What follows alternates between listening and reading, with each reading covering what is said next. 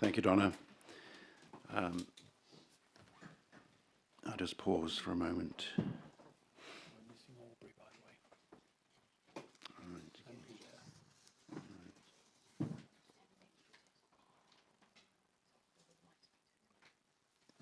We have two members of the committee who are here in the building, but I think we will start.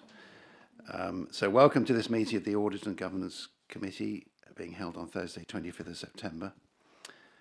For those present in the meeting room, because we are here, if the fire alarm sounds, please leave the building by the nearest exit and make your way to the fire assembly point in the car park. The agenda papers and other relevant information for this meeting are available for public viewing on the Herefordshire Council website. The Council is streaming this meeting live on the Herefordshire Council YouTube channel and is making a recording. Others are permitted to film, photograph and record public meetings, providing it does not disrupt the business of the meeting. If there are any members of the public present who do not wish to be filmed or photographed, please raise your hand now so that any such person filming or photographing may be made aware. For participants in the room, please raise your hand to indicate that you wish to contribute. When invited to speak, press the button on the right of the microphone unit and speak directly towards the microphone. Please remember to turn your microphone off once you have finished speaking. Please ensure that mobile phones, laptops and other devices are turned to silent.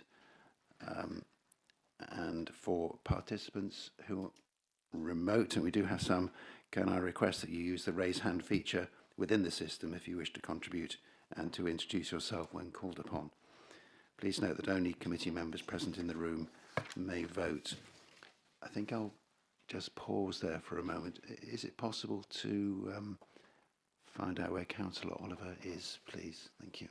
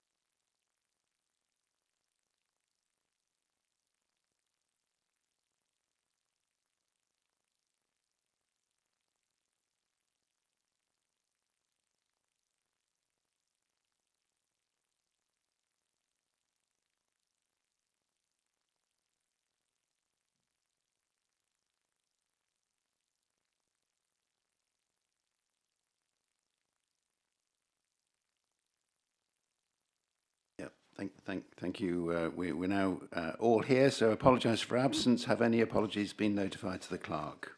No apologies, Chair. Have any substitutes been notified? Presumably not, as there are no apologies. No substitutes, Thank you. Declarations of interest. Do members have any interest to declare on the items on the agenda today? I see no hands. Thank you. Item 4, minutes. The minutes of the meeting held on 15th of July are included in the agenda pack. No matters of accuracy have been notified to the monitoring officer. Are you content that I sign the minutes as an accurate record? Show of hands, please. All those, thank you. Yeah, understood. Thank you. No questions have been received from members of the public, nor any questions from councillors. So we can move on then to the first substantive item, which is the annual review of the council's information requests and complaints for the last corporate year. And the purpose of this is to inform the Committee of Performance in the area of complaints, data incidents and requests for information made to the Council over the municipal year 2024-25. I think just by way of introduction, I think we're here to check that the system is working, and then if there are any significant areas which we'd like other committees or even ourselves to look into any further, then we can do that. But overall, it's to look at the system to make sure it's working. And thank you for such a detailed report. And I'll pass over to Tilly. Is this your paper? It's a joint paper between myself and Claire. I think Claire's going to start because the information governance section is at the start of the report. So Claire, for you, thank you. Thank you. So I'm assuming you all had the opportunity to read the report, so I'll just run you through the headline figures. In the 24-25 municipal year, the council dealt with 789 freedom of information requests and 196 environmental information regulation requests. The overall response rate, so requests answered within the statutory 20 working days, was 96.4%. This exceeds the council's target rate of 95% compliance, and the council is performing well when compared with other local authorities of a similar size. The volume of requests remained steady over the year compared to the previous year. In previous years, we've seen year-on-year rises, and we're attributing this steadying to the disclosure log. The council is publishing all requests and responses except for any where exemptions have been applied for personal data. And the council, the public can check the log to see if a topic they are interested in has already been asked and answered. They can find the information there themselves without having to submit their own request for it. And to date, over 2,500 request responses have been published. We're also answering more requests as business as usual. So these are requests which are easy to answer, the information's to hand, the information is already on the log, or the information is on the council's website. And in the last year, we answered 322 requests that way. Two of the cases were referred to the Information Commissioner's Office. In one of the cases, the council's decision was upheld, and in the other, the Commissioner instructed us to release previously exempted information. We also dealt with 189 subject access requests. These are requests for people's own personal data, and the response rate for this was 64%, so below target. Answering these requests is very complex. They involve a lot of documents, particularly with social care requests. They involve a line-by-line checking to carry out redactions, such as removing third-party personal data. That can be extremely time-consuming. And the information governance team also dealt with requests from the police and other organisations. These can be relating to criminal investigations, investigations of fraud and child protection matters on closed social care cases. And all of those requests rose in the last year.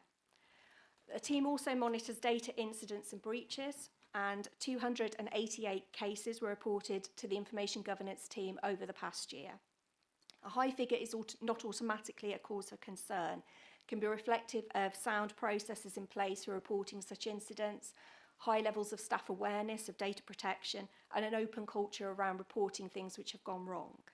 And out of the 288, only one met the threshold for reporting to the Information Commissioner.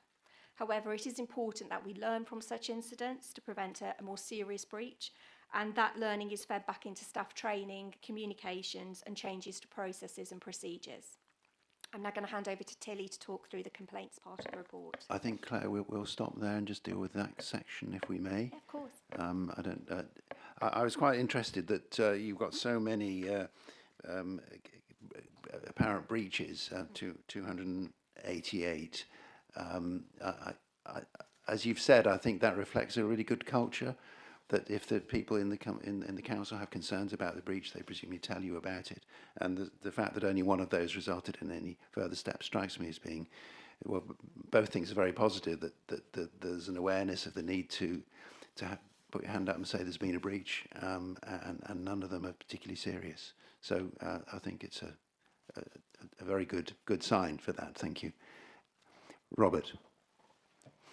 Yes, the 96 whatever percent response rate is very good. I'm glad that we're meeting that our own internal target. But is there any indication that those the handful of failures to meet the target are in a particular area, or is that sort of very average across the whole range of council activities? No, they're not in a particular area, and we monitor the figures every month. So if any area or particular directorate there is an issue, we would take that up with the managers there and try and resolve those problems. So across the year, it's random things. There isn't a pattern emerging with those. Thank you.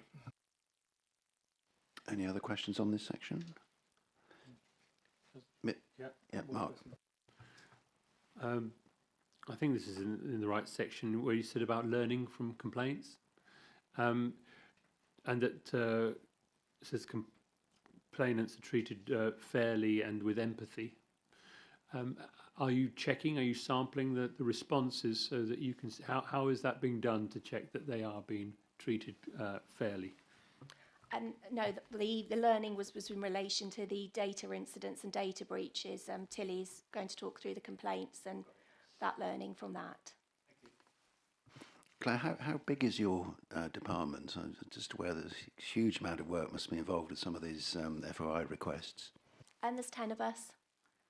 So we deal with the information governance, as I say, the information requests, and also I've got records managers as well, records management. So it's a financial commitment, isn't it, from the council to be to having that number of people in the department. So that's good. Thank you. Okay, so moving on then, Tilly. Thank you, Chair. So I'm conscious that I've sent 2 very large annual reports as well, so I'll go over the headlines for you. If we start with the corporate complaints, so in the last financial year we received 560 complaints that were processed through the corporate complaints policy. It's important to note that that number is not reflective of the complaints that we receive. So we receive a lot of communication that could be dealt with as a service request, as an inquiry, and as Claire explained, business as usual. So sometimes it is just putting somebody in contact with the relevant officer. But we processed 560 corporate complaints last year. That is an increase from the number of the previous year, where we had 483 were dealt with. The Children and Young People Directorate experienced a decrease in complaints from 102 to 72, whereas Community Wellbeing have seen an increase in complaints from 66 to 91. We have worked very closely with the Community Wellbeing Director and senior managers to look at trends and how we can support that directorate in responding to their complaints. Economy and Environment received a fairly stable number of complaints. There's a huge range of services sitting in this directorate, so it is expected that that directorate will receive the highest number of complaints. So last year they had 252. Corporate Services demonstrated a decrease in complaints from 76 to 64. So although overall an increase in complaints, I say it every year, but I don't see it as an area of concern. We've made the complaints procedure much more accessible. I'll talk about it a little bit more, but we were a pilot local authority for the new complaint handling codes. We were selected by the Ombudsman to be one of the new local authorities adopting the complaint handling code. So part of that is to make our complaints process more accessible, and our website's also under review, so it will be more user friendly. So I do see it as a positive.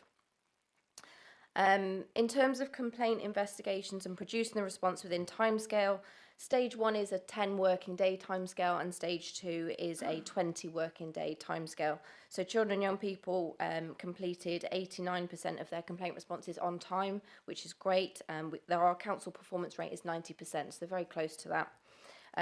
Community Wellbeing was 78%, E&E was 86%, and Corporate Services 97% of their complaint responses were received on time.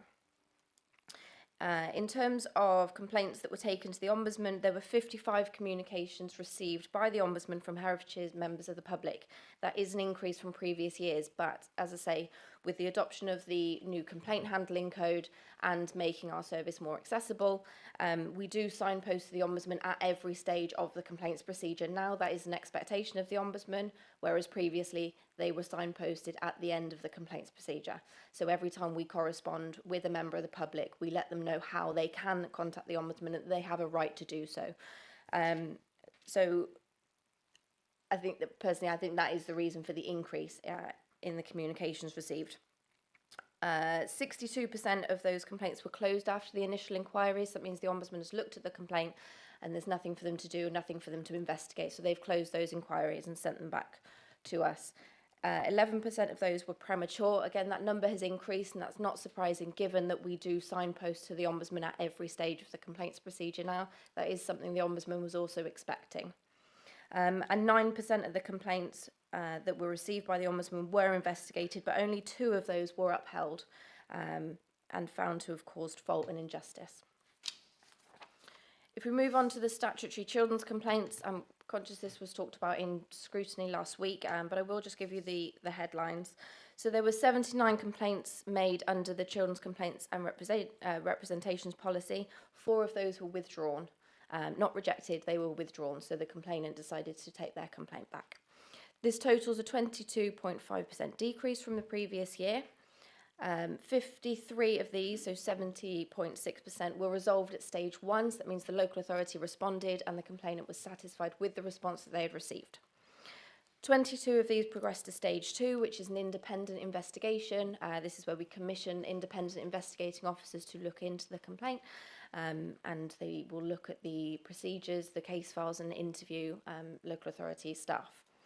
5 of the 75 complaints were progressed to stage 3.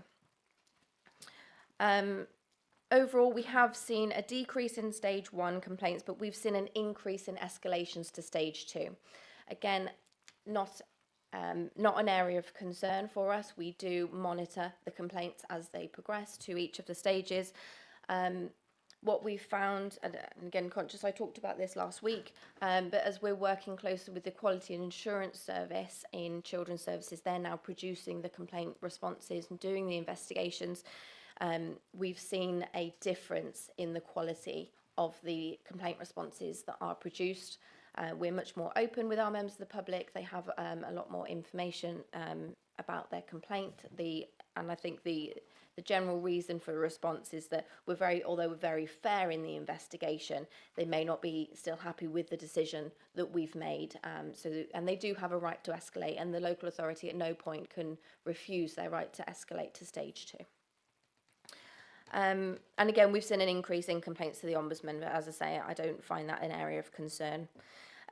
Timeliness to responses. So with the children's complaints, you do have statutory timescales. This is 10 days at stage 1 for complex complaints. And we have to be very clear. We can't just extend to 20 working days because of capacity, for example, or somebody is not in work if they're on annual leave. We should be responding within 10 days. The statutory timescale can extend to 20 days, but as I say, we have to be very clear about our reason for accepting an extension request. 51 of these complaints were responded to within timescale, and unfortunately 24 were responded to late at the first stage. This was an area of concern last year. There has been a change in process internally, and as I say, we're working with the quality assurance team within Children's Services. They are producing the responses rather than the operational team managers, and we've already this year seen an increase in complaint responses being produced on time. So I expect that number will decrease in next year's annual report. Where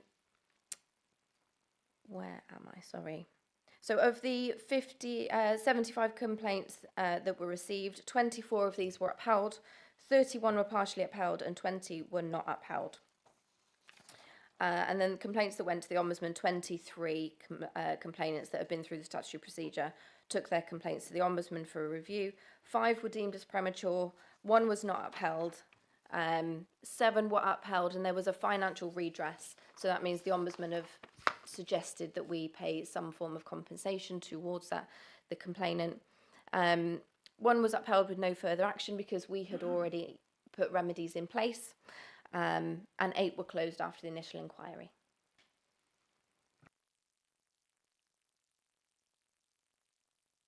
Okay, so Peter. Yeah, thanks for that. I'm looking at your paragraph 23, the financial implications of the complaints that have gone on to stages 2 and 3. It's quite a dramatic increase over the last 3 years, from 19,000 to 87,000. Can you enlighten us what the main reasons are there, and how does it correlate with the numbers of complaints? Of course. So the number of complaints that have been received, I'm just looking at the annual report to make sure I can get the numbers right for you. So just to explain that financial cost, stage 2 involves us commissioning an independent investigating officer and an independent person. So we have to commission 2 separate people to conduct a stage 2 investigation. Stage 3 involves us commissioning a chair and 2 independent panel members along with the stage 2 investigating officer and the independent person. So that's 5 independent people we need to pay separately. The reason for the increase is because of the increase of complaints. So if you look at the annual report on page 14, in 21-22 we had 26 statutory complaints. The following year 55, 23-24 we had 102 statutory complaints that were processed. So the numbers have drastically increased. So that I see why it would be a worry. The number has gone up significantly, but so have the number of complaints. Do you see any way of addressing this one to see if it can be reduced? Absolutely. As I say, we've been working with the quality assurance team to change our internal procedures, and we're working towards more local resolution. So complainants are offered a resolution meeting at the point that they make a complaint. Some call it an informal resolution. We're calling it a resolution meeting. So we're offering our complainants the opportunity to have a meeting with the relevant officer to talk about their concerns, because it may be that sitting with somebody and addressing the concerns will resolve their concern rather than going through the complaints procedure. So we're hoping that that meeting, in conjunction with the quality assurance doing the stage 1 response and the offer of a mediation meeting as well after the stage 1 response, gives the local authority enough opportunity to resolve the concerns that have been raised and prevent further escalation to stage 2s and 3s. So Tilly, the sums here, it's not compensation. This is the cost to the council of doing this. Yes, absolutely. It's cost to the council at the stage 2s and 3s. So the complaints procedure doesn't look at compensation. The only money that we pay out to complainants would be a gesture of goodwill, for example, if the complaint perhaps has gone over statutory procedure, it's recognition of that, or if the Ombudsman has suggested that we remedy in that way. Okay, thank you. The independent persons, I'm afraid I've expressed my ignorance. We have independent persons for code of conduct. Are these different group of people? How are they qualified? How do we recruit them? I mean, they obviously play a very important role, and it's quite a lot of time spent. They are different people. They are commissioned through recommendations from other local authorities. So they have either been, because they're looking at statutory children's services complaints, they've either been social workers, they've been reviewing officers, they may have worked in the police, they've worked professionally in areas where they would understand the detail, the depth, the procedure of children's services complaints and the casework that has to go into that. They are recommended, as I say, from other local authorities. So it's not a case, if somebody was to come to us with a CV, for example, which has happened, they would contact us and say, well, I've started out as an investigating officer. We contact other trusted local authorities to see the quality of the work that they have done. Thank you. Robert.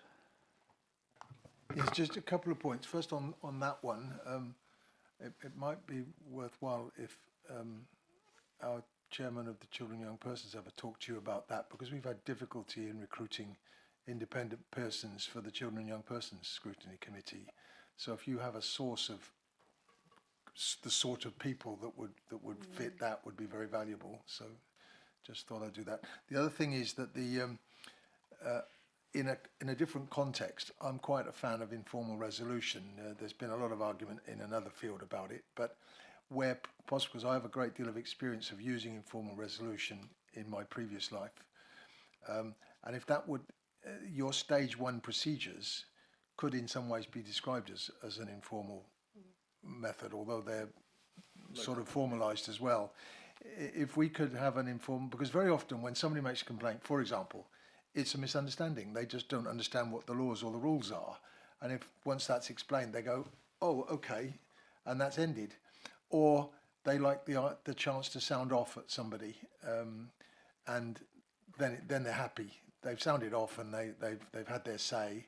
You don't have to agree with them. You don't have to accept anything. Is any of that incorporated into your stage 1 procedures so that it doesn't go to stage 2? Are we talking about the statutory process or the corporate process? Well, what we're required to do by laws is one thing. We have no choice about that. But where there's any flexibility involved, then because it's a mindset. Are we following a statutory procedure, or do we have an opportunity to you know, we're not judging people. We're not stopping them making complaints. We're actually being very welcoming. But my experience is that if somebody has a chance to either have the facts explained to them or have a chance to sound off to somebody in authority, then they're happy. It ends. If we can have that mindset when we're dealing at stage one, it might help to prevent some cases going to stage two. Because obviously, as you're aware, quite often it's a misunderstanding. They don't know what the rules are, and they're very unhappy with the way it's worked out. And we sometimes have to say, well, we have no choice because this is what the law says. So, can you sort of respond to that, or is that a bit difficult? No, absolutely. I'll go through both. So we have one team that manage both procedures, and all complaints are triaged. So in terms of the corporate complaint, we do expect the investigating officer, that will be a local authority officer, to contact the complainant, because as you say, sometimes they just want to have a conversation, they just want to sound off about what their issues are. So that is an expectation of local authority officers. We do offer our complainants the opportunity to have a phone call or a face-to-face meeting with a relevant officer. Now, if they are going to decline that, we don't enforce it. As you say, they have a right to make a complaint, but we do encourage it because, as you say, we want to work with our members of the public. We want to resolve this for them as quickly as possible. The complaints procedures are very long, particularly the statutory procedure. It can take up to 6 months. It's a long time for somebody to be going through a process. So we do offer that at every stage when we're triaging complaints. In terms of statutory, we can't officially say our stage one process is the informal stage because, as I say, we do have a statutory guidance to fulfil. But when a complaint comes in, part of that triaging is offering a meeting with the relevant operational manager. So we ask the complainant, is there somebody that you feel like you could talk to, whether it be the team manager or the service manager? And we do try to limit how high up in the hierarchy we go in terms of senior manager, particularly with statutory complaints, because as you get to stage 2 and 3, you need to with the local authority need to adjudicate those. So we try to keep heads of service and service directors, away from the complainants at stage 1 because they will need to be responding at stage 2 and 3. And particularly our DCS, we try to keep her away from the stage 1 complaints because if she's involved at stage 1, she then can't hear the complaint at stage 2 and 3. But they are always offered a meeting. If they don't want a resolution meeting, they are offered a meeting with the investigating officer to go over their complaint. Now, that can either be on the phone, online, or in person, and that is part of our aim to reduce those escalations, is that the investigating officer and a complaints officer will sit with the complainant and hear their complaint and hear it firsthand, because although they've spent a lot of time and energy, I can imagine, a lot of emotions gone into that complaint, we do want to sit with them and really hear their experience of us, and there might be that we've heard things that we can resolve without going through the complaints procedure. So there is a lot of work that's done before a complaint's accepted and goes into that investigation stage. That's great, thank you. Just, I wanted to raise something on page 33, Tilly, of the public pack. Because I think we'll come on in a moment to talk about learnings and recommendations, and I did like the way you've actually done a lot of the work for us already. By at the end of each section, you've said what could be done better. But on page 33, you say, unfortunately, although we have seen some improvement, we are still seeing a significant low number of forms being returned. And I just wonder what we might be able to do as a committee to encourage presumably as officers to return those forms, whether we have a naughty step or something like that. I'm not sure about a naughty step, but I think it's a general encouragement to complete learning. We've looked at incorporating the learning template into the response template, so investigating officers receive one document. We've looked at having them separately. I've taken this to CLT as well, and it's something they're obviously very aware of. How do we increase those numbers?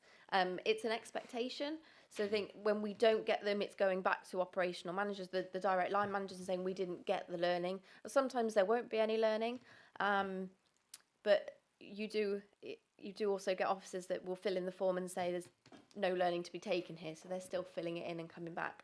In terms of what you can do as a committee, I'm not sure, if I'm honest. I think for us, we monitor the levels of learning templates that come back.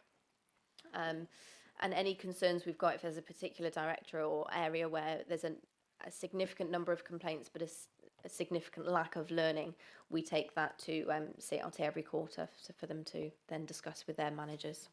I think it might be helpful if we could have that information in this report, and if they know it's then in the public domain, that particular departments are not doing as well as others. It'd be nice to give them a prize for those who've done well, but perhaps just a little bit more information might encourage them. So then moving on, Mark, I think you might want to be asking questions about learnings. Thank you very much. Hello, Tilly. Yeah, so that was the first question I asked. So you've got a team of 10. Is that right? No? What's your team? No, so Claire's team is a team of 10, including myself, we're a team of 5. So there's 4 investigating officers, 3 are part-time, 1 is full-time, and then myself who's also full-time. So there's 5 of us. Great, thank you. So there's a lot of communications flying around and emails. How do you moderate do you check each other's emails to make sure that people are being fairly treated and there's a level of empathy involved so that these things don't build into mountains from molehills? Absolutely. So the nice thing about having an even number of complaints officers is that they pair off and they check each other's work. With them being part-time as well, they hand over cases to each other so that they're continually monitoring each other's work.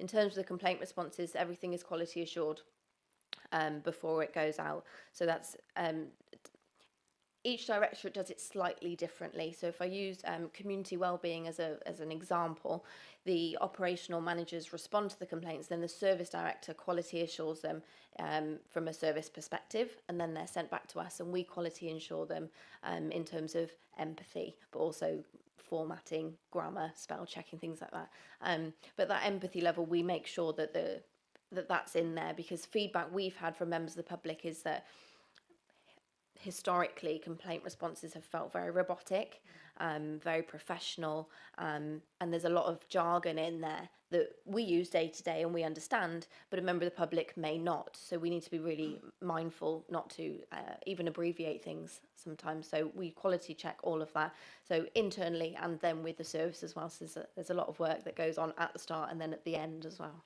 Okay, so that might delay things a bit because you're obviously doing the checking before these things are sent, before the emails are sent. Yeah. Yes, we are. So when a complaint comes in, we have 5 days to triage it. That's within our corporate complaints procedure. So 5 working days. No, we don't use 5 days, but we have 5 days. And in terms of when the complaint comes back to us, we ask for it back 1 day before it's due to go out. So we've got time to go back and forth with the operational manager. And I will say across the local authority, operational managers are very good at communicating with us if there's any areas that they're not sure whether they should put that in the response, whether they feel they've put too much information in. They will liaise directly with the complaints officers. So there's a lot of work that goes back and forth during the investigation as well. So although we give ourselves 1 working day at the end of the investigation timescale, there's a lot of work that goes on with the investigating officer, but between that, because we remind them when the complaint response is due as well. So there's always that open line of communication. Thank you. And just one more. And you mentioned the sort of learnings from the feedback form. It's nice to call it a feedback form rather than a complaint form, because I think managers are much more likely to incorporate it into their weekly meetings or briefings with their team if they say, right, let's look at the feedback from our clients, our customers, rather than saying, let's look at complaints. And then if it's incorporated as a standard item in their agenda, every time they do a meeting, there is that item in the agenda. Look at it. Even if there's no responses that week, at least it's in there. And that's how I managed to get it to work at a previous place I worked at, so that there was always a slot for them to at least learn from any issues that have been brought up. I completely agree. I think we can always learn from complaints, and as you rightly say, there is sometimes a there's negative connotations attached to complaints, and if you think on your agenda you're about to sit and spend an hour going through complaints, it's probably not going to be very good for morale. But if you're looking at feedback, that's very different, and I do think we can learn from complaints. Obviously this is my day in, day out, but if we don't get that feedback from complaints, from compliments, from learning, we can't improve our services, because we need to hear from our service users directly what their experience is. We know the procedures, the processes. We do this, as I say, day in, day out, but we're not the ones receiving the service. So I do think it's really important to have complaints and to learn from them. Robert, I think you were next, and then Kerry.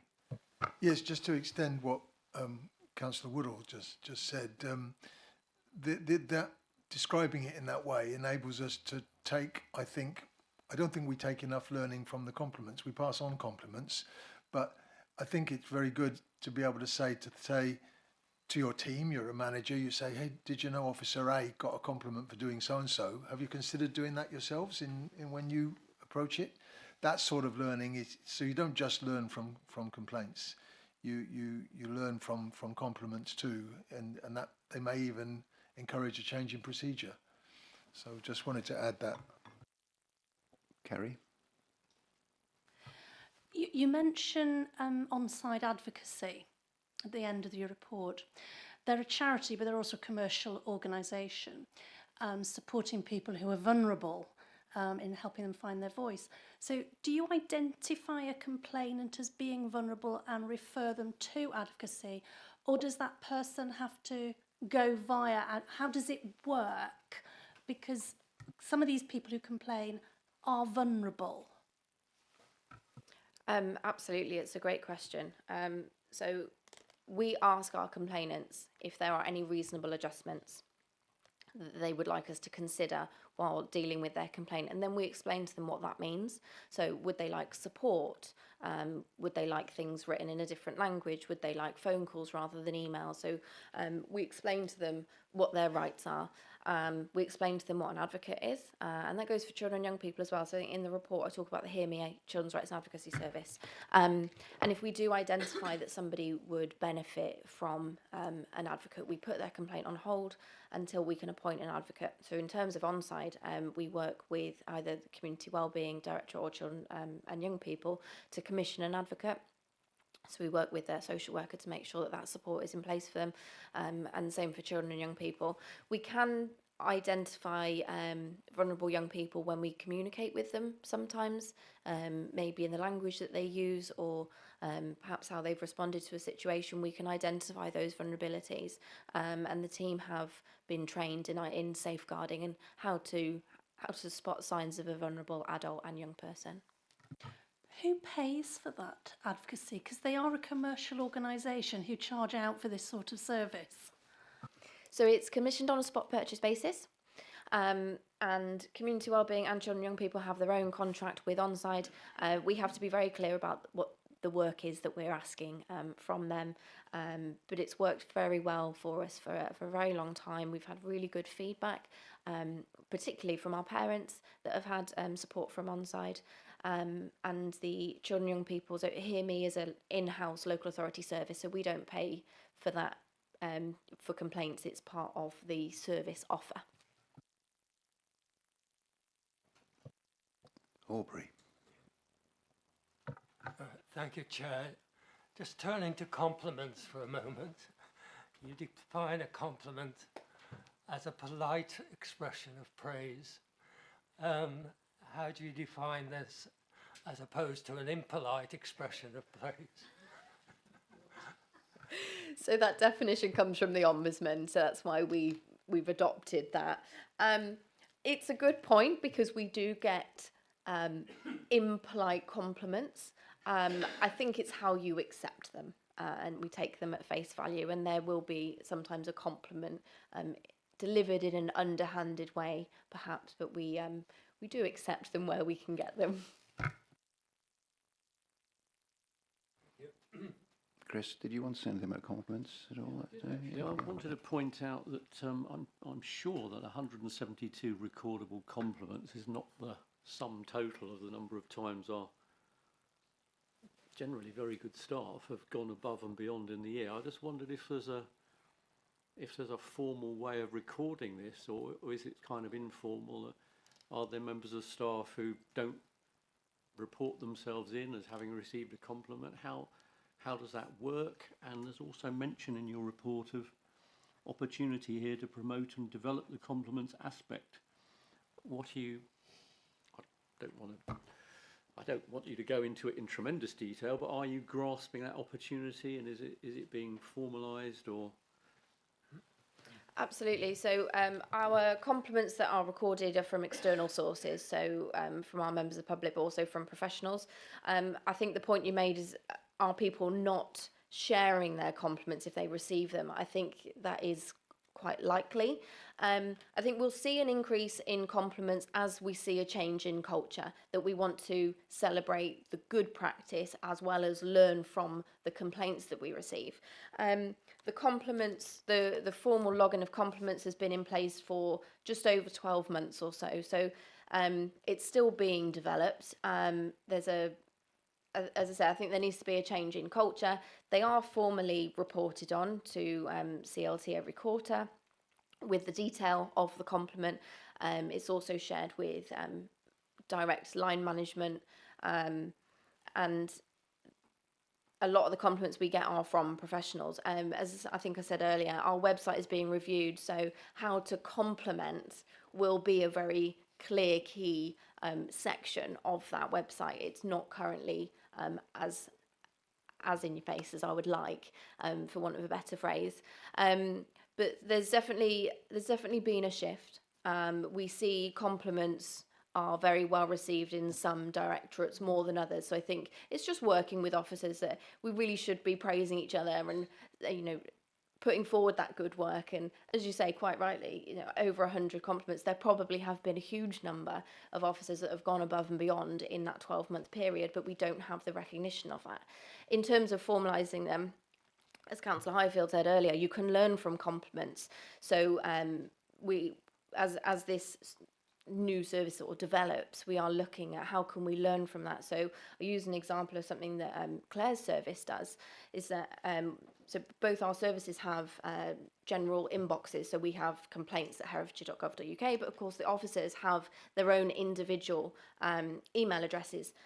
Something that was a piece of feedback that Claire's service got was that at the bottom of their signatures, it does say a polite reminder to please send inquiries to information governance. And we've adopted that. So that the complaints officer's signatures now say general inquiries about complaints, please send them to complaints. So we've learnt from Claire's service the positive feedback that she had, and we've adopted that practice because we don't want complaints to be missed just because they were sent to an officer's inbox and it might be one of their non-working days. Yeah, Mark. Just one more, and you probably know this already, that there are repeat complainants and distinct complainants, and we're looking at graphs here. You've got numbers, bar charts, and I was just wondering, do you distinguish between the repeat complainant and do you record unique applicants, as it were, or complainants, versus the number of complaints? It's not something we report on because we take each complaint, regardless of who it comes from, on its own merit. So we do get repeat complainants. So I think it's the same in any local authority. We do get members of the public that will complain perhaps 20% more than somebody else. But if their complaint has got merit and it's a new complaint and hasn't been investigated, then we will of course accept that and go through the normal procedures. So it's not something we distinguish really. We take each complaint as it comes on a case-by-case basis. The only time we would perhaps distinguish if we did have a repetitive complainant is if they were trying to bring the same complaint back in. That complaint wouldn't be reflected in the numbers because it would be rejected because it would have already been either dealt with in another way or already investigated. Great, Tilly. Thanks very much for that report. I particularly liked the list of referrals to the Ombudsman. So rather than having to go to the website and trying to wade through that, I think it's really helpful to do. A lot of work. Thank you very much. And also the kind of recommendations that you put in yourselves. We haven't really commented on those, but it's a very good way to manage the department, obviously, to set yourself some objectives and do all that. So thank you very much. I think the only thing we might look for is a little bit more information about people not returning the forms. And it's a great innovation to have compliments. So yes, we need to be encouraging each other in these difficult times. So thank you very much. We don't vote on this particular item. So we move, Tilly and Jack, you can stay if you want to, or move as you wish. Thank you. So item 8. Rachel, do you want to introduce this? Thank you. Yeah, thank you, Chair. And I'll just do a brief introduction before handing over to our external auditors who are in the room today. Just like to put on record a huge expression of thanks to both the Council Finance team, but also to our external auditors for the collaborative work that we've done together this year in working through the challenging audit process to bring this audit findings report in a really timely manner today. The draft statement of accounts and annual governance statement were presented to this committee back in June. We published the accounts on the 30th of May, I think it was, this year.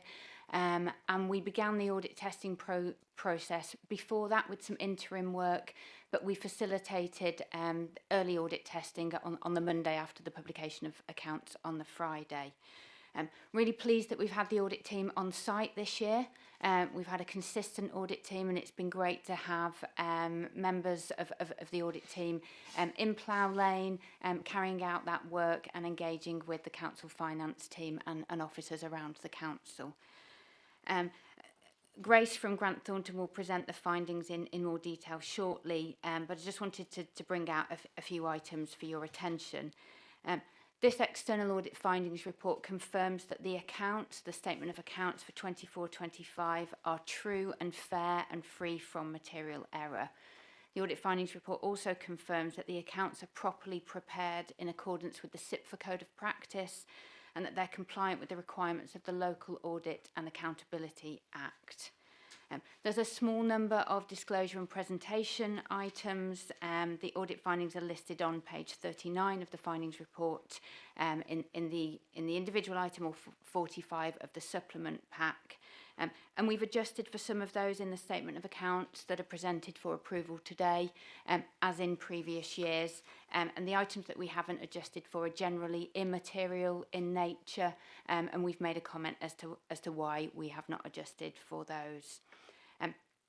In 24-25, as part of our engagement with the external audit team, we alerted the auditors to an issue that we'd identified in the decision-making and governance in respect of an individual capital project.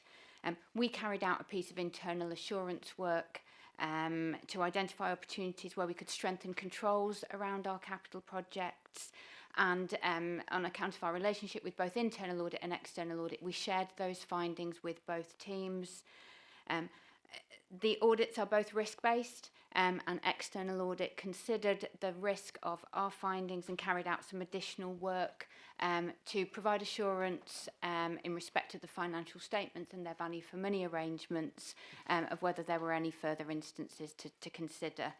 I'm really pleased that the result of that extensive work confirmed that there were no additional risks or instances or breaches in laws of regulations, and that was the same as our internal review. We provided assurance to ourselves in respect of that matter.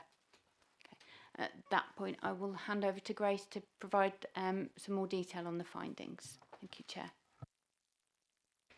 Thank you, Rachel. I think Rachel's covered the key points that I was going to say. So just to echo that, obviously we did receive the accounts well in advance of the statutory deadline of the 30th of June, which did enable us to start the audit earlier than planned. And it has gone really well with both teams working together to get us into such a good place for this meeting as well. Just to echo what Rachel said as well, it's been a pleasure to come out on site, and it does help to move the audit queries forward as well, especially when Priya, who's our audit in charge, was on secondment from India as well. It was great to bring her out on site to meet the team. So as you can see from page 11 of our report, we're in a really good place with only a handful of areas outstanding, all of which were expected at this stage and in line with our original timescale to sign by the end of this month. In terms of the additional work that Rachel has mentioned, so in line with ISA 240, as auditors, we were required to carry out additional procedures just to make sure that we established whether there were any further issues which could impact on our opinion.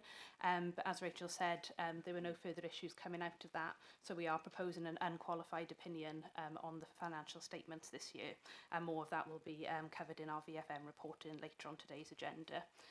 Before I hand over to Cathy on screen to go through some of the details of the report, I'd just like to extend my thanks to Rachel, Judith and the finance team for their support this year. It's great to be in this position in September. It's not common across the sector, so just want that reflected. And obviously we did have additional challenges this year as well, so to stay on track with the original timescale is a great achievement for both sides, I think. So thank you. Cathy, can I hand over to you? Thank you. Yes, so I'm just going to go through, I won't go through everything. I'm going to assume that everybody has read the report, but I'm just going to speak on some of the more detailed points. So firstly, just picking up on materiality. So we would have communicated to you back in our audit plan earlier in the year a materiality figure, and you might have noticed that the materiality in our report today is slightly different. That's just because we calculate materiality as a percentage of gross expenditure. And at the planning stage, we did that based on the prior year set of accounts. And when we got the draft accounts, we could see that there'd been a big enough movement in the gross expenditure to justify uplifting the materiality in line with that. So our materiality was set at 10.6 million for the group and 10.5 for the council. They're very similar because the council represents the vast majority of the group. The council has one subsidiary, which is Hoople Limited. Also, when we got the draft accounts for Hoople, we could see that the only balance in there that was going to be material to the group was the Hoople employee expenditure, payroll expenditure. So what we decided to do was perform specific audit procedures on the Hoople payroll, as opposed to writing out to the Hoople auditor and asking to review their papers and things like that. We felt it was more efficient to do that work ourselves, and that's gone very well. We haven't found any issues.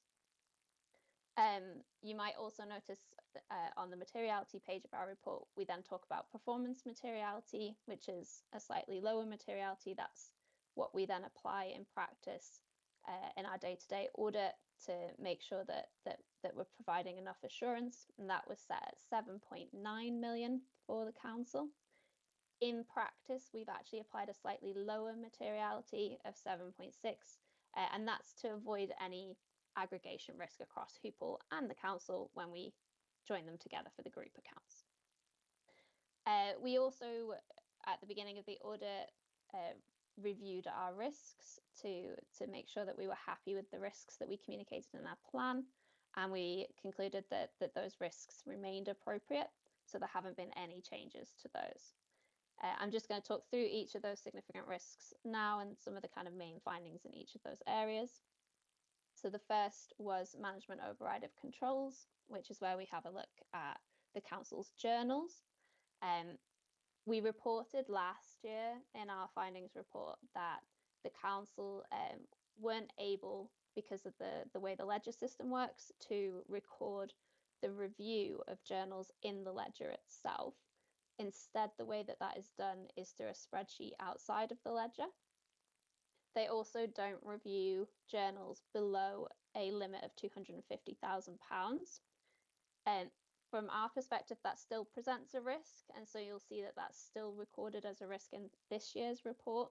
And we still have a recommendation around it in this year's report.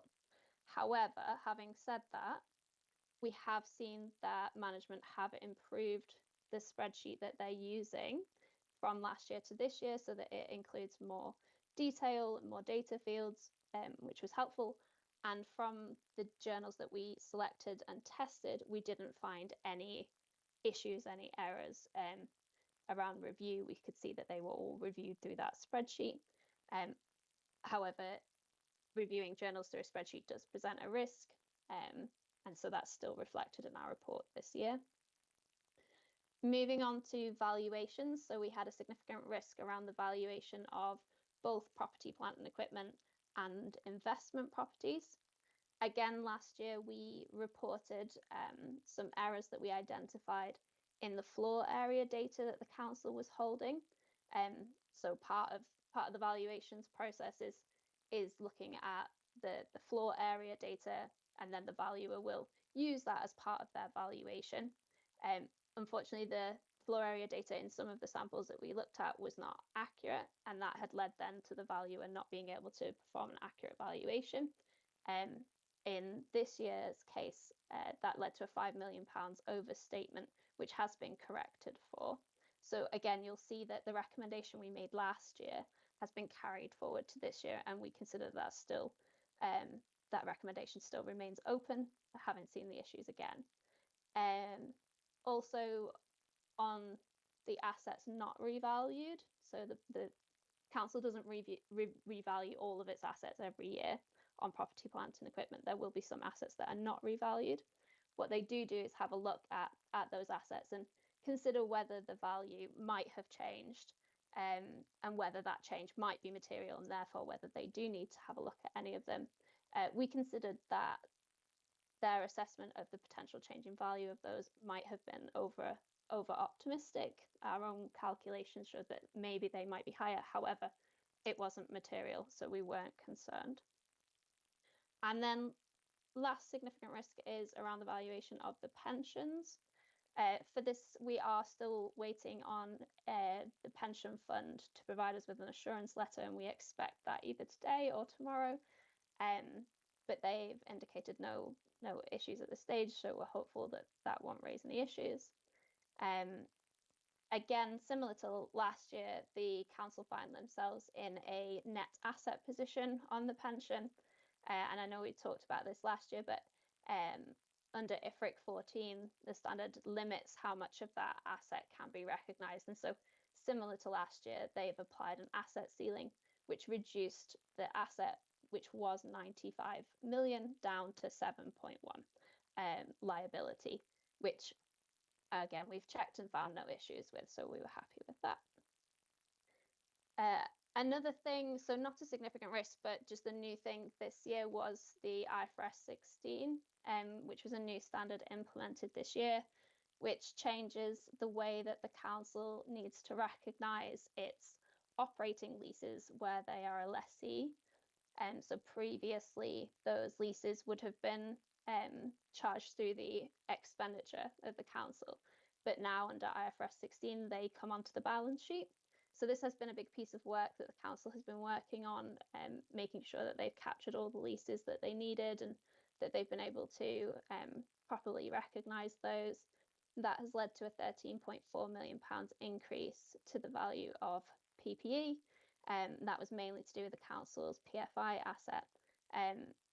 The council did do some very detailed work on that, which we were very pleased to see, and we didn't find any issues. So again, we were very happy with that. And then lastly, just to point out, so in the final set of accounts, there is a prior period adjustment that's come in.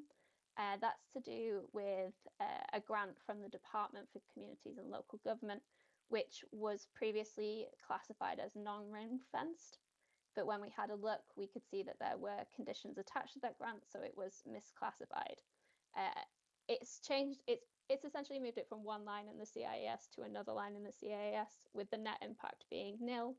But because that was the case last year also, they've the council have put through a prior period adjustment to make sure that both years are now corrected. I mention it just because it's quite a large number. It's 22.9 million. But as I say, the net impact is nil. And then just finally, I think obviously everybody else has said this, but I just want to express my own thanks, particularly to Judith and her team. Members of the audit team did mention that they thought this was one of the most fun audits they've done. I'm not sure how fun an audit is for most people, but that's a great sign. So my thanks to Judith and her team, and happy to accept any questions. Thank you. Yeah, great. Kathy, thanks. Thanks very much for that. I would just wonder whether one of the reasons why it was fun was they came in person. I think going back to that and having somebody coming over from the office in India and spending a few weeks with us must have been extraordinary. Living there and then coming to Hereford for a week or two. Okay, Mark, do you want to kick off? Yeah, I've got a few. I'm not sure who. Maybe it's for Kathy. You mentioned. Maybe this is more for Rachel. How come the grant conditions weren't identified? You know, the ring fence grant. Yeah, that's an easy one to answer. So historically, we've presented it in a certain way. It's been in our statements in that way for a number of years. It's been audited and accepted that way for a number of years. But as you'd imagine, each year we review things in a different way. So it's not that the grant conditions weren't fulfilled or honoured by the council. It's just that from a presentation perspective, we had included it in a certain line, and review meant that the presentation should be in a different line. So it's not an impact on the way that the council has interacted with that grant. It's simply a presentation issue for the statement of accounts. Right, thank you. And the other one which I was mentioned was there was one of the red flagged issues about student accommodation that said that there was some management overreach in that area. You said it was a one-off occurrence, and then you went and checked other departments. Could you explain how you went about checking and there was no management overreach like this happening elsewhere? Yeah, absolutely happy to. So we carried out an additional kind of spot piece of work on this instance, this individual project, and then that led to further work to consider the senior responsible officers across each of our major projects, contract management arrangements across each major project, all transactions linked to each project, the teams, the supporting teams, the corporate services teams that are involved in each project advising. And we carried out that piece of work in a quick but comprehensive way to provide internal assurance. Separate to that, one of the pieces of work that's underway at the moment is a further review of the capacity and capability around all of our major projects, recognising the importance of staying on track in terms of delivery, budget and governance processes. So we took it as an opportunity to strengthen arrangements. But in this particular instance, the existing controls were effective in that the expenditure incurred and the level of work completed were absolutely within the approved governance and decision that had been taken. Rachel, it strikes me as there was a lot of work going on behind that. Can you explain a little bit about, it was raised internally, and then I think you involved SWAP and Grant Thornton have done their own piece to go really to give reassurance to us as the audit committee that, this is not an issue which need concern us. Yeah, absolutely. As many of you know, I'm an ex-internal and external auditor, and so I carried out an initial piece of work to provide assurance to myself in capacity as Section 151 officer. I'm responsible for providing assurance to you as those charged with governance of the internal control framework. So I undertook a piece of work to consider from cradle to grave all of the transactions, decision making and record keeping in respect of this particular project. I shared those findings with internal audit and to gain that external assurance. I'm an officer, I'm marking our own homework to a certain extent. So we asked internal audit to consider not just the findings but also the recommendations that I had made in respect of strengthening to make sure that I hadn't missed anything. They corroborated those findings, and again in recognition of our willingness to be transparent, we shared that with external audit, recognising that they may wish to consider the impact of the findings on both the financial statement audit and the value for money arrangements. They considered that, and we have worked closely with them to provide evidence of our internal review, our management assessment of the risk. That assessment of risk was carried out by me in consultation with the monitoring officer and the chief exec. So we've done a thorough and comprehensive review, and we've shared that with auditors as relevant, and they've carried out their own testing, but also a review of the review work that we've undertaken. So Bolton braces. Yeah, so that's looking historically and forward. You've got arrangements you already put in place to try to make sure this doesn't happen again. Yep, so we identified a number of recommendations, the majority of which we've implemented already. An internal audit will follow up on those recommendations to make sure that they've been implemented correctly and effectively. It's really easy for us to identify an action to remedy a weakness.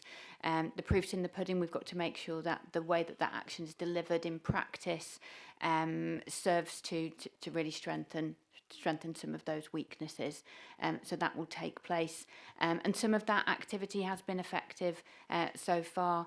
One of the things that we put in place was a kind of corporate services gateway board, and that's to enable all of the procurement, finance, legal, governance colleagues to get together and consider any emerging risks within a particular capital project. And I've seen that effective through a live project in the 25-26 year. So for me, that's already starting to show benefit in its delivery. Excellent, thank you. I don't know whether anybody else, Kerry. Can you reassure us, Rachel, that the actual uncovering of the issue was not due to whistleblowing or a finding of an error or a problem? It was part of a normal process of your normal work? Absolutely. Unfortunately, I'm to blame. I had some professional inquiry made that I took on some extra responsibilities when I assumed this role, and part of that was some discovery work, and there were projects I hadn't been involved in before. The weight of responsibility of the 151 is quite heavy, and when you are signing off things, in my mind it's appropriate to ensure that I've got all the information and facts in front of me. And in this particular project where I'd had no involvement, I was brought up to speed by relevant officers and highlighted some areas where I think controls could have been stronger in order to ensure that, not necessarily just in light of this project, but to make sure that when we're taking on these big ambitious capital projects, that the foundation blocks of good governance and financial control are really well tested and we're confident in their application. Yeah, Rachel, that's enormously important for us as a council with all the delivery projects, and it's good news to hear. Thank you. Anybody? Kerry? On a different topic, perhaps Grant Thornton, you mentioned that the issue of not reviewing journals has been carried forward from a previous audit, and I recognise that under 250,000 they're not reviewed. Is this actually a risk? Because my understanding of journals, it's not a risk of cash in and out, it's journals from one account code to another, so it's within the presentation of the numbers as opposed to a risk of fraud. So what is the concern around that? So journals can be used to override positions and to manipulate the financial statements and the financial position, the bottom line. So that's our main concern under ISA 240 with fraud, and it's a presumed risk across all audits. That's something we have to have in place.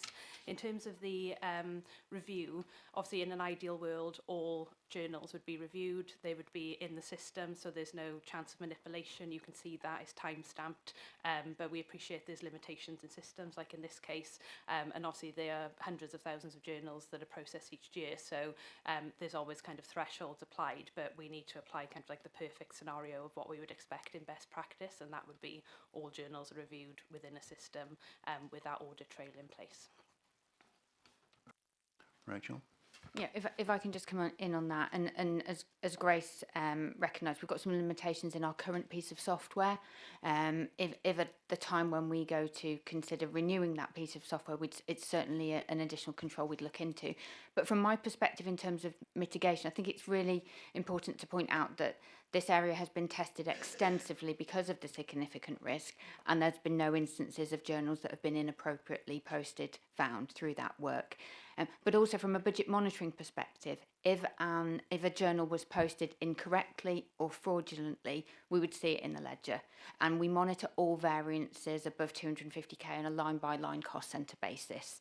So we've got a really tight control. That's a daily process of forecasting, monitoring. We report that on a monthly basis internally into Cabinet. So in my mind, we've got that mitigation that we would spot any irregularities through that budget monitoring process, which is effective. Good, thank you. Kathy, I've got a question for you now. I must confess, I wasn't going to ask this particular question because I'm sure it's very, very technical. But I just thought I'd bring you've mentioned it, so I'm going to as well.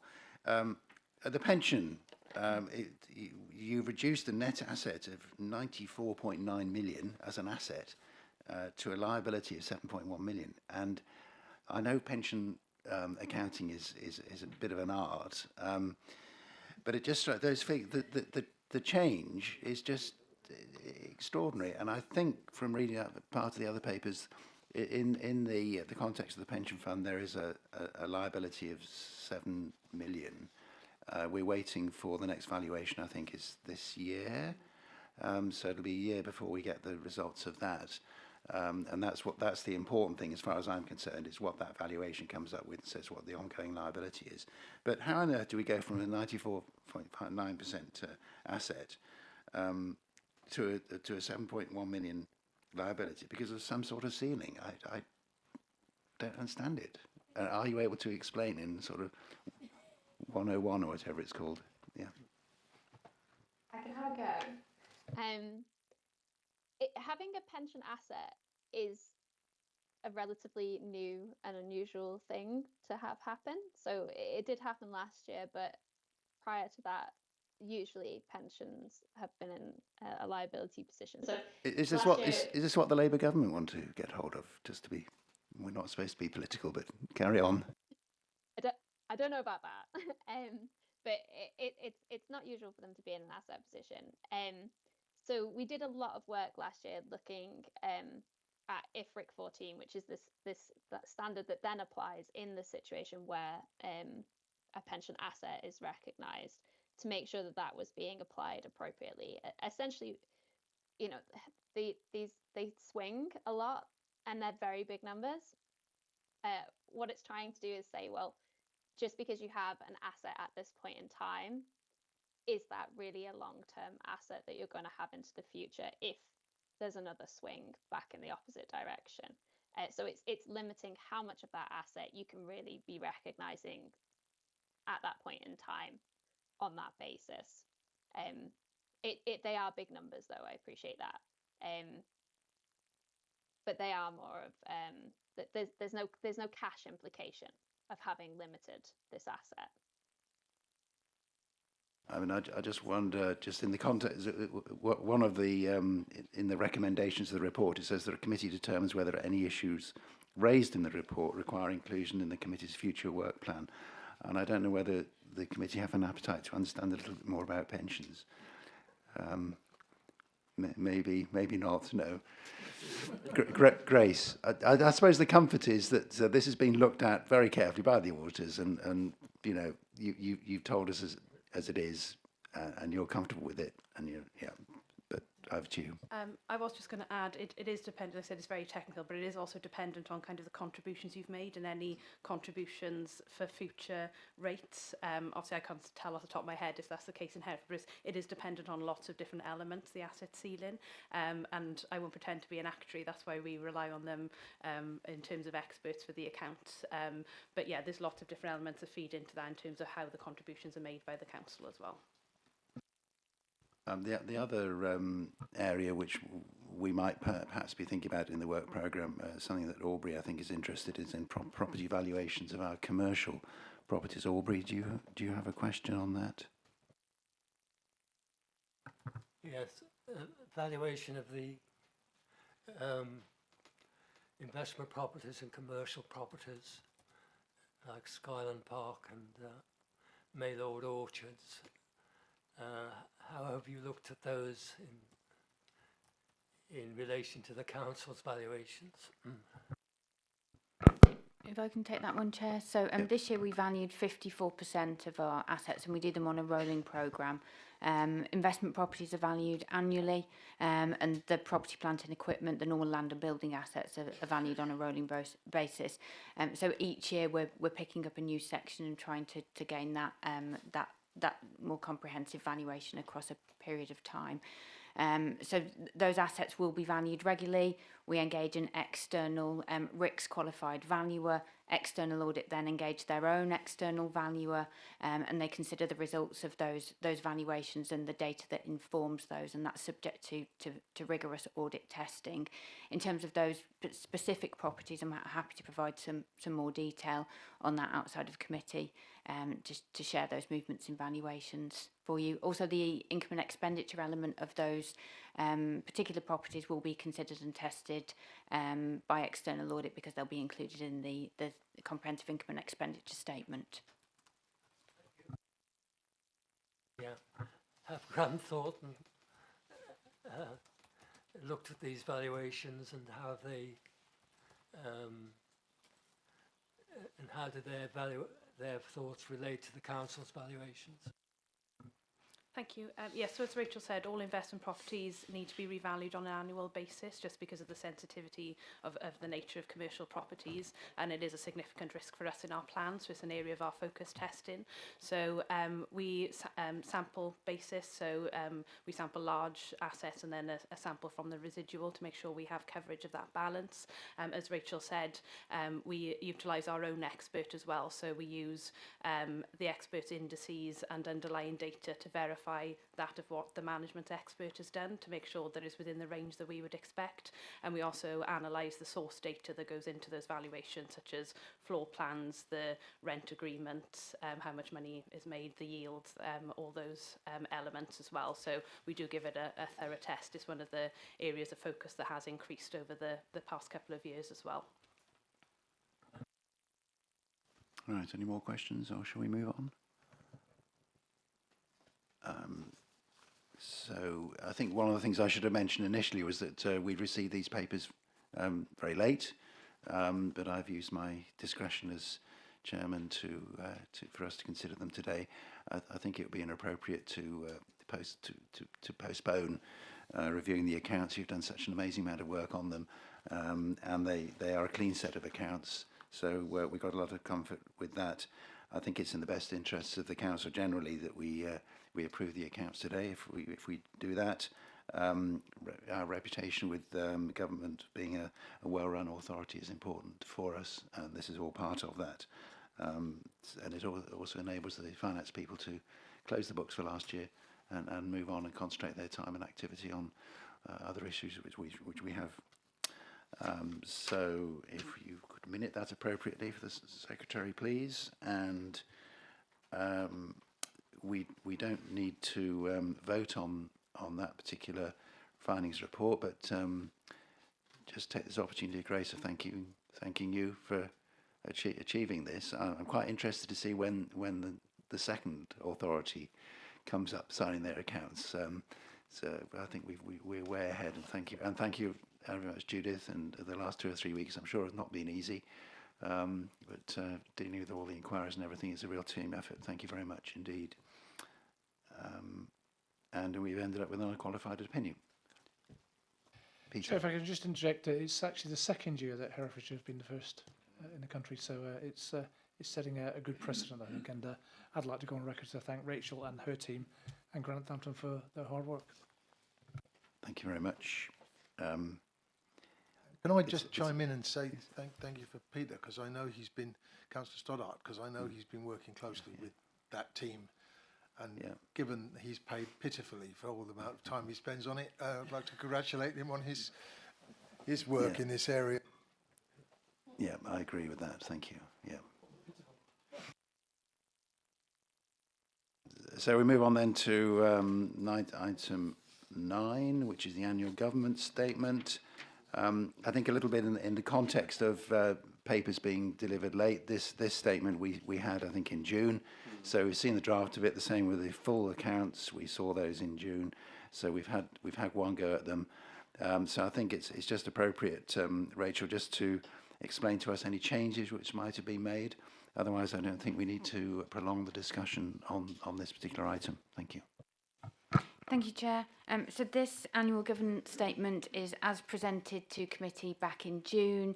It's an assessment of the internal control framework that's in place that informs the financial transactions that you see in the statement of accounts. You made some comments back when you received this in June, and we've incorporated some of that feedback into the final version that you see today. And we've added some additional wording under core principle G, just to include around our good practices around transparency, to include our arrangements for member and public questions. So that's the only change to the annual governance statement, the final version that's presented before you today. Thank you, Rachel.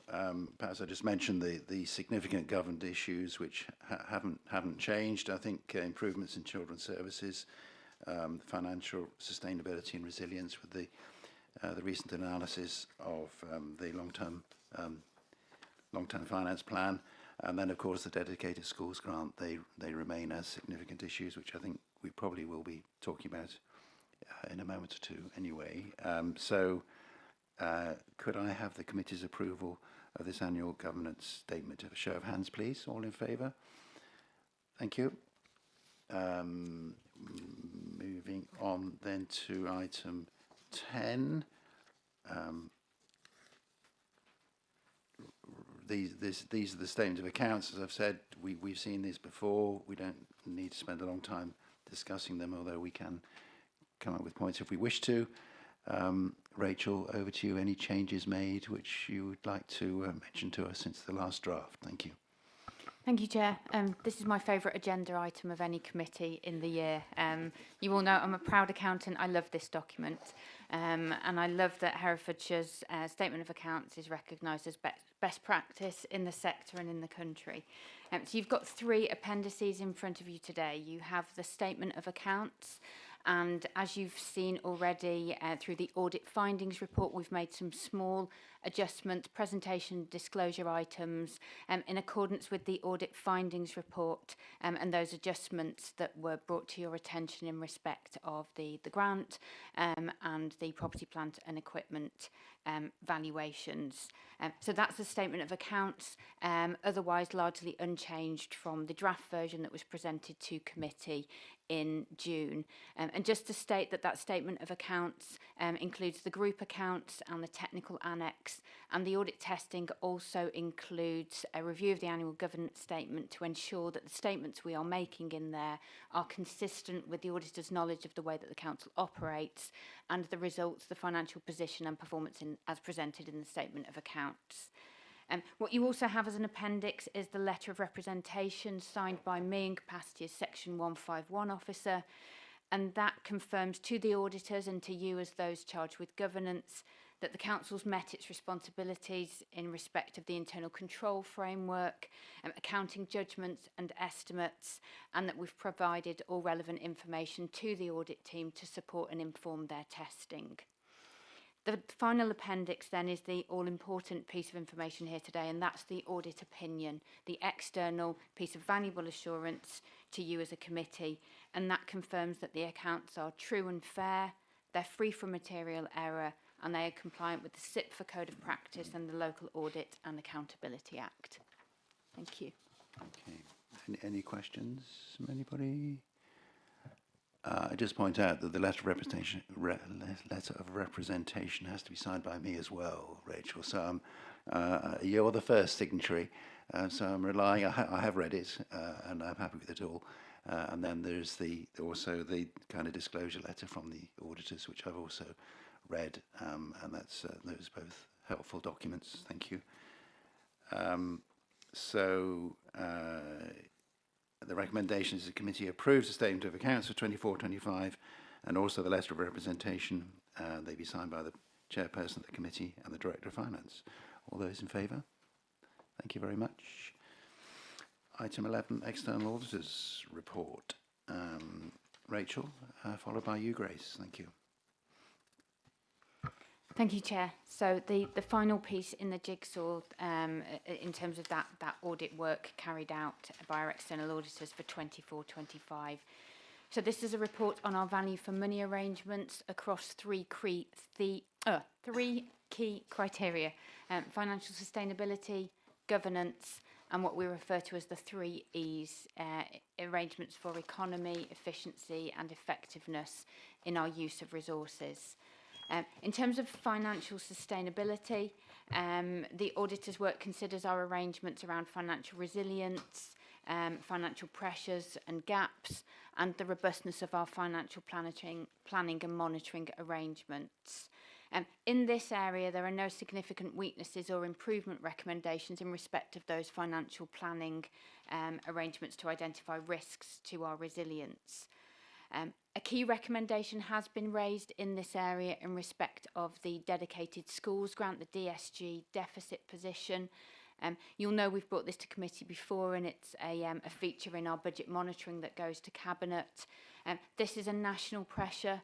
There's a significant challenge faced by all local authorities, that gap between funding and fulfilling our responsibilities. And this is a key priority for the Council, and we recognise the impact of this on our financial sustainability and resilience. We have a DSG deficit management plan in place, and we're working closely with DFE to manage those cost pressures in the high needs block. An improvement recommendation has also been raised in respect of our financial sustainability, and that relates to the delivery of our savings in the previous financial year. We had a challenging savings target in 24-25, and we managed delivery of those savings alongside managing significant cost pressures, particularly in adult social care around increasing complexity of need and demand across those social care budgets. I'm pleased to say that we've made good progress in the year to date in 25-26 in respect of delivery of those savings recurrently. We can't write them off when we don't deliver them. We walk through the door onto the 1st of April, and we have to deliver those recurrently. And in the Cabinet report that's presented this afternoon that shows the status of those savings at Q1, really pleased to say that we've delivered 56% of those savings recurrently at Q1, and there's only a small proportion, 9% of them remain at risk. So accepting that it is an improvement recommendation in respect of the previous financial year, we've already made significant progress. In respect of governance, I'm really thrilled that this area has received a green rating across all of those different areas, considering our approach to risk management, the processes and systems that are in place around budgetary controls, and the general culture across the Council and respect for governance. And across the 5 areas and themes that the external auditors reviewed, we've received a green rating in each of those areas.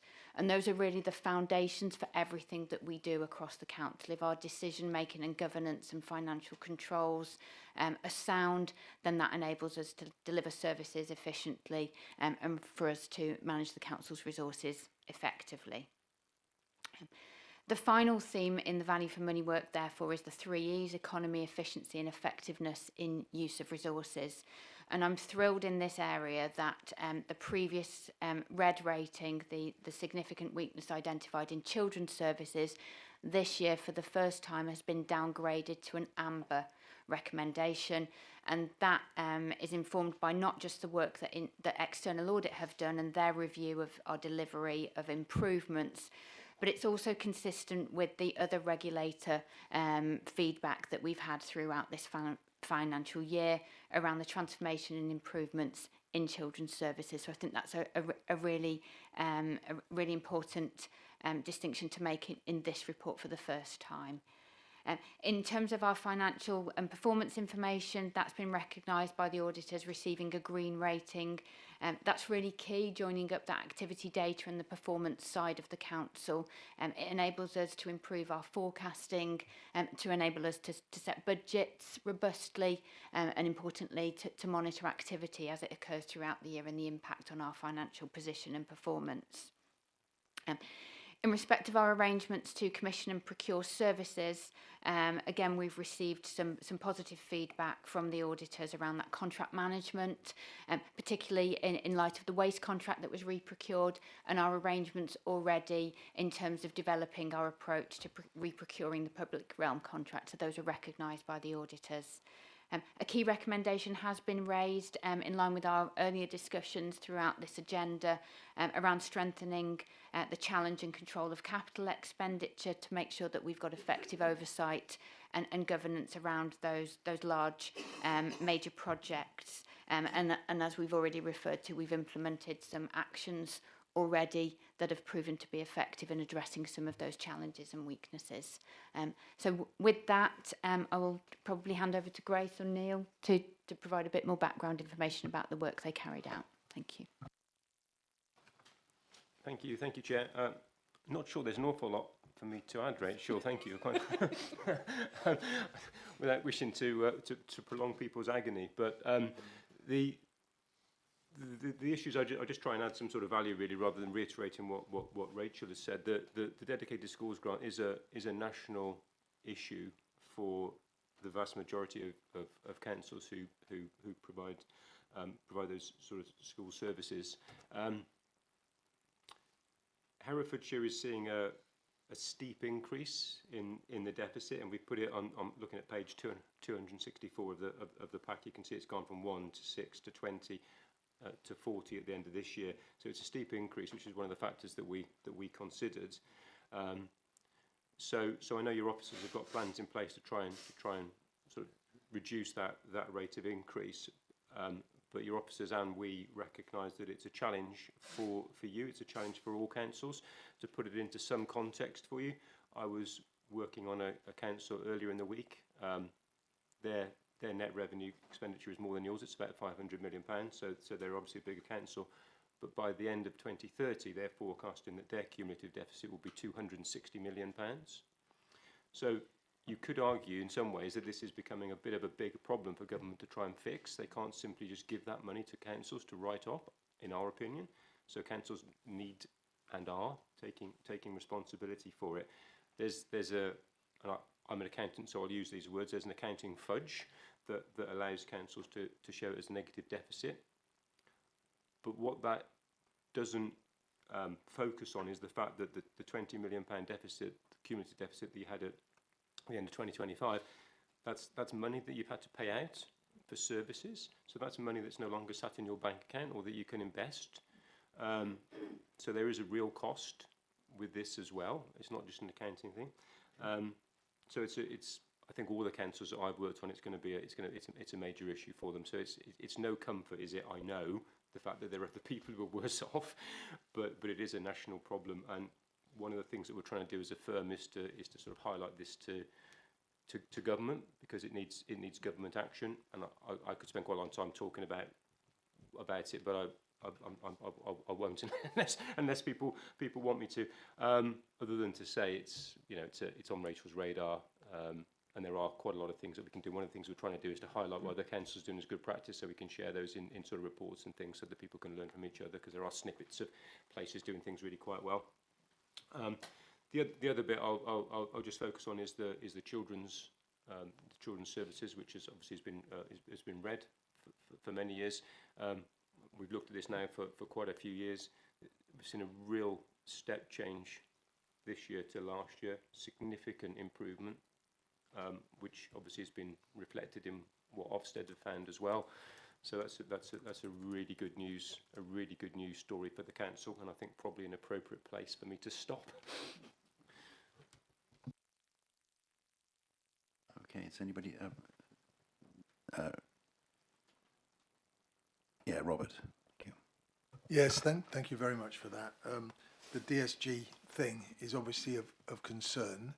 You didn't want to go into too much detail about it, but do you think that the authorities all over the country who are struck with this problem are making enough noise? Because we have another Rachel in another accounts department who is desperate not to spend money and find money from somewhere. And if authorities don't make enough noise, that Rachel will find it as an excuse not to do anything, because they're in a bit of a desperate state at the moment. And I don't want to talk politics, but that's a fact of life. Do you think that the authorities all over the country are making enough noise about this that it will get some help? No. I think local authorities probably need to make more noise and get national government to better understand what the issue is, because it's all too easy to say it's the councils and they're not managing their money properly, they're not managing the service properly, which might be true in some councils, not true here, might be true in some councils, but generally there's problems with the system itself and with the legislation and guidance, which causes all councils massive trouble. There are quite a lot of things that councils can and are doing, but I think lobbying your two MPs, writing to the appropriate bodies is all going to be helpful. And if you do it through your own networks, your council networks, then it does hopefully start to get some momentum. And that's what we're trying to do with our reports as well, is to make it such a big issue that it becomes a focus for government as well. Is there any value in a subset of the authorities through the country who are like us, not apart from this in any financial trouble, that can demonstrate that they have actually run their finances in a competent and careful way, and yet because of government policy are finding themselves in difficulty? Whereas if the complaint comes from councils that clearly have not managed themselves very well, it doesn't hold so much strength. But there will be councils all over the country that haven't done a bad job. I think we've done it the best, but nevertheless haven't done a bad job, and that might be a more powerful subset if they could be sort of united in their complaints. No, you're absolutely right. There are. I mean, this is one council, isn't it? Where your medium-term financial plan. I know you've refreshed it, and there's challenges with the possibly with the fair funding. But as Rachel said, up until now, you've been in a fairly enviable financial position. There are other councils that are the same. Against that, you've got the DSG challenge, which you've got. So you're absolutely right. I think you're fortunate that your Section 151 officer sits on some national groups and things, so might be well placed to take that sort of thing forward. Yeah, Peter. Thank you, Chair. What I can say is I'll be speaking this afternoon at Cabinet on a number of those issues that Councillor Highfield's brought up, but I can rest to make you all aware that we lobby our MPs, we work with the RSN, we work with CCN, we work with the LGA, and as a rural council, we're the third most rural county in the country.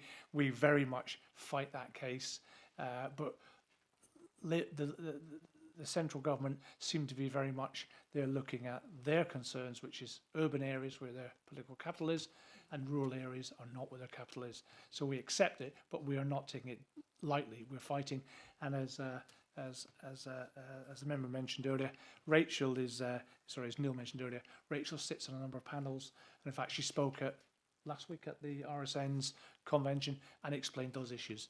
But the Fair Funding Review 2, or as I refer to now as the Unfair Funding Review 2, is specifically targeting rural counties, and you'll see this afternoon.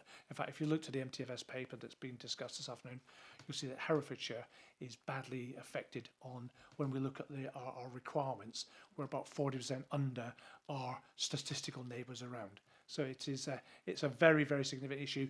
That's on that issue, but we're also then addressing very much DSG. It is something that has to be addressed. Rachel. I just wanted to provide some assurance around, it is a problem. We can say it's a problem in the quarterly monitoring reports. I've strengthened the finance team that monitor DSG. In the last couple of years, we've commissioned some external expertise. My deputy Section 151, who will arrive and start work in the council next week, has significant experience in DSG, having worked in a local authority for 20 years, and that was part of the impetus for the recruitment. Next week, the Society of County Treasurers have their national conference in Warwick. I'll be attending, and one of the key items on the agenda will inevitably be DSG and our collective response and taking that forward. So I fully accept Neil's challenge. We are very vocal about it, but we need to join it up with those other authorities. And there has been a lot of work. As you said, the worst councils have been as part of a programme for a number of years. Now the next layer down, the medium worst councils, and then sadly we're in that bottom tranche, but we are joining all together collectively to consider a joint response with impact and power. Again, as Neil said, this is not just the rising future impending threat to our financial position, but it's also the in-year impact on our treasury position. £20 million now has gone out of the door, almost like an overdraft. Those are cash balances that we're not able to take advantage of ourselves, and it might mean in future years that the council has to borrow before it otherwise should have done, incurring interest payable costs as a result of this gap between funding and expenditure requirements. So we are hoping that central government share some more detail about their plans for reform, and we're hoping that that has real impact on the exponential growth. However, in the meantime, we are reviewing our deficit management plan, joining the plan up with our capital programme to consider how we might increase efficiency, and modelling what the impact of that plan change and the pace of that change might be on that escalating position. So we're accepting that some of this is outside of our control, but not not hoping that somebody else will solve the problem for us, because we don't think that's the right approach. We're taking control of the elements that we can and being proactive about that. Yeah, Mark. Thank you, Chair. So on page 8 of the report pack, there's a bit about financial sustainability underneath the executive summary, and it says 24-25 council-wide savings were not delivered as planned, and I think you've explained that these savings get rolled over from year to year. So, but surely that puts a burden on the directorate, especially if they're inheriting a saving plan that was imposed upon them by a previous if the organisation has been restructured, or if there's been if there's a new director in place, it puts a burden on them to fulfil something that might not have been realistic, and also it must play havoc with your forecasts. So I don't know if that's a cabinet issue or a finance issue, but if you can't rely and year on year on savings being delivered, then a bit like the DSG, but at the other end, it's accumulating, isn't it? It's an accumulated burden. Thank you, Chair. So in the 24-25 financial year, we had our largest savings target ever, 19.5 million. And we delivered a substantial chunk of those recurrently in 24-25. And the balance which we didn't deliver recurrently in year, we mitigated. So I think that's really important to state. As I said before, if we don't deliver savings recurrently, i.e. we cannot remove the expenditure from our base budget, on the 31st of March, we carry those through onto the 1st of April. Savings aren't imposed on any directorate. Directorates take individual responsibility for identifying and delivering their savings. So the same director and leadership teams that were responsible for identifying and building up the activity that will deliver the saving are then responsible for them in the subsequent financial year.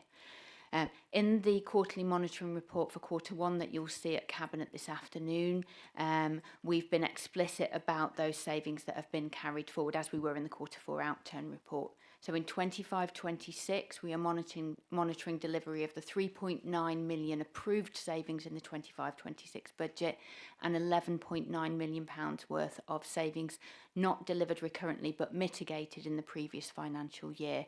An Appendix B to the report this afternoon itemises those by individual saving.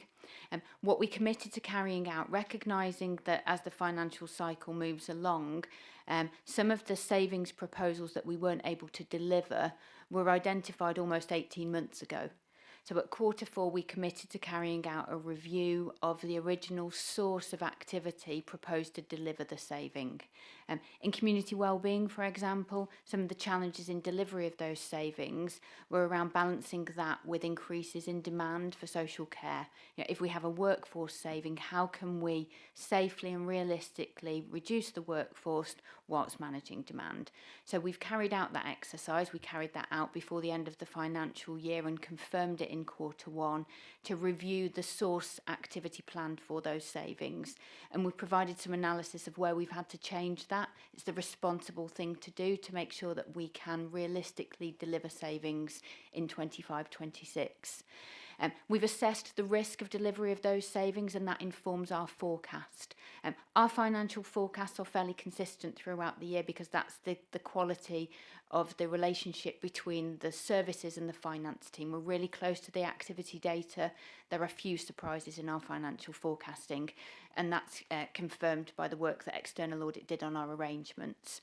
So at the end of Q1, only 9% of that £15.8 million total across approved and legacy savings is assessed as at risk for this financial year. That represents £1.4 million. At Q1, we've delivered over half, 56% of those savings delivered recurrently, and the balance of those savings not yet confirmed as delivered are in progress for delivery within the financial year. We've set up individual savings boards within each directorate to add that additional focus and priority in terms of the delivery, and we recognise the importance of delivering those savings recurrently in order that we start the next financial year having cleared the decks, and so that any future savings we're able to focus on their delivery in isolation and reduce the size of the challenge. So, sorry, just to confirm, so what you're saying is at the end of this financial year, you're hoping it will be down to the base level, all the savings would have been delivered, and it's ready for the next budget, as it were? Absolutely, and our forecast shows that at the moment with just that £1.4 million assessed as at risk. At risk doesn't mean at Q1 we've accepted that we won't deliver. We will continue to work to bring that at-risk target down over the remaining quarters, and where we can't deliver, and it's a small proportion, it's 9% at this stage, we'll identify mitigating actions, but our plan is that we will endeavour to deliver those savings in full this year. Pete, yeah. Thank you, Chair. So just to amplify a bit more from a cabinet perspective from what Rachel was saying, we practice very good and strong financial governance. We operate in a very transparent manner, so when it's good, we shout it from the high houses, but when it's poor, we also do the same thing, we hold it up. And so Q1 this afternoon, I will explain very clearly. You may have read the report already. As we say, we're forecasting an overspend this year of £1 million, which includes the £3.9 million of savings under children and young people in the improvement plan. And as Rachel said, we've got £11.9 million carried forward from last year. We made it very clear that we were unable to achieve them last year. This year we have to make them, and I will emphasise this afternoon very, very clearly that we have to make those budgets because of some of the other impacts coming down the road from Fair Funding Review. We have to balance our budget this year. So therefore, as Rachel said, everything but 1.4 million are planned, either delivered or planned to be delivered. Not planned. In progress to be delivered. So only 1.4 million are at risk.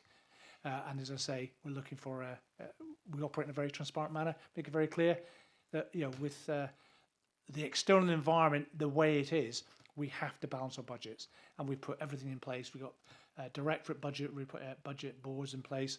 We're very much, and all of my cabinet colleagues have got their thumbs very much on the pulse with the directors to ensure that we will operate and deliver a balanced budget on the 31st March next year.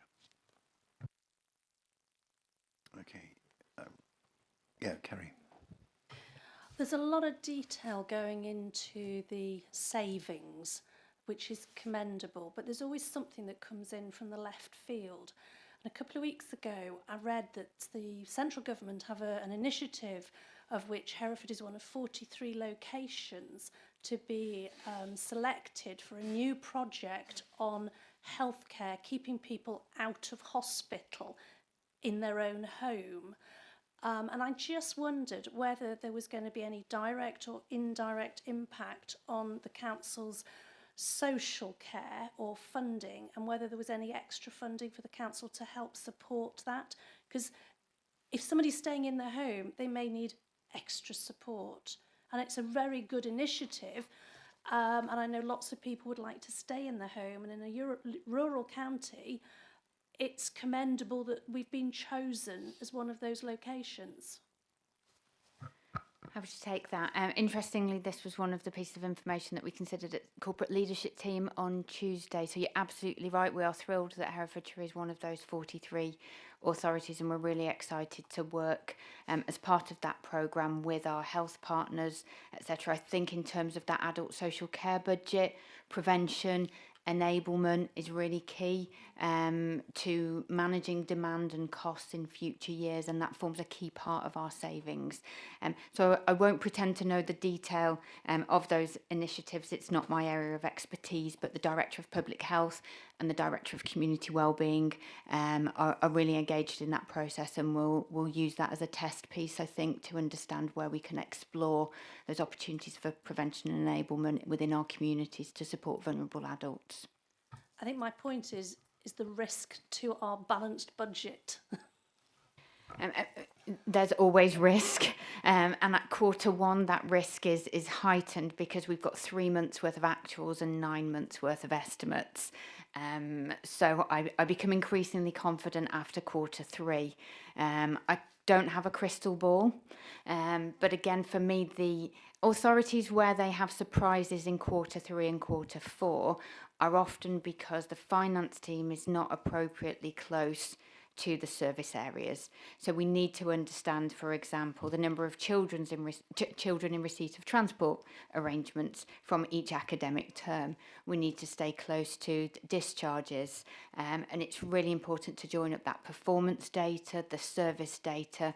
And I think as a council, we do that really, really well. There's always ways that we can do that better, but we talk about a one council approach, and I think the strength and the quality of our financial information, I'd love to take credit for that in isolation as a finance team, but it's not. It's the end result of that collaboration and those links across service and finance teams. Neil, this is for you, really. We talked there a little bit about partnerships and working with the NHS, and the very last, or one of the last pages you put in your report. So talks about learning from others, and you suggest the council could be doing slightly different things with a partnership framework. I'm interested to know the partnership you're talking about. Presumably it would include the police and the NHS. It's page 30 of your report. Yeah, no, absolutely. I've got it. Thank you, Chair. Yeah. So obviously that criterion is green. So we were comfortable with happy with the arrangements which the council has in place, which is why we haven't made a recommendation. But what we have highlighted there is that when we compare your arrangements to what we see elsewhere, there is scope to go a little bit further and do a little bit more in terms of the variety of the partnerships which you sort of report on. So we've given some examples there, haven't we? In where we've got the learning from others page, there are some items in there where we've got things that you have reported and you do engage, and the cabinet minutes do show those policies being reported on. But some of the other significant partnerships that you've got, where there isn't major grant funding associated with it, you haven't got those. And we heard earlier on, didn't we, about some of the partnerships that the complaints and team are working with, the children's advocacy on site, and partnerships like that you're working with. So there's probably just scope just to broaden it a little bit. That's all we were saying, really. Okay, and I mean, Pete, you might want to respond to this because it talks about a rolling programme and a proportionate cabinet reporting on all significant partnerships. Something to take away as a recommendation. Anybody? Peter, yeah. Thank you, Chair. If I could just respond to Kerry's point. So the very much, speaking of partnerships, we do work with the Var Valley Trust, and as Rich was saying, it's now just come to CLT, so that was very appropriate and very timely to do that. I'm by nature very optimistic, but I am learning. My optimism is getting a little bit dented at times. And I suddenly look at the second order effect of some of this, and what concerns me is, so the Wye Valley Trust are very keen that we should be dealing with people in the homes, which means that they haven't got them in hospitals, which means it's off of, I'm not speaking of individuals, but it's almost off of their concern, and it suddenly moves from them to us without any additional funding. So that's the sort of thing that we very much appreciate and agree and laud. However, we'd just like to make sure, as you say, these are the unintended consequences. And as Rachel said, at the minute, we have got 3 months worth, and we've got 9 months projection. We'll be a lot happier in March when we're doing February, March when we're reporting in Q3. Thank you. Okay. Anything else? I think. Thank you, and thank you, Neil, for giving us so many green points. Wonderful. So I don't think we need to vote on that, unless anybody else tells me otherwise. No, I think we're right on that. So we'll come now to item 12, which is the internal audit plan. Rachel, this feels to me to be different from what we've seen before. Maybe it's going back to first principles again. I'd be interested to hear your thoughts on this. Thank you. Yeah, thank you, Chair. We've worked closely with SWAP as our internal audit function to take the opportunity to review the audit plan, and more importantly, the approach to developing that plan. And in line with the refresh of our risk management strategy this year, we've taken the opportunity to look at the required work for 25-26 to coordinate and align with the corporate risk to make sure that the internal audit function and the value added to the council is aligned and prioritised in those areas where the risks are considered most high.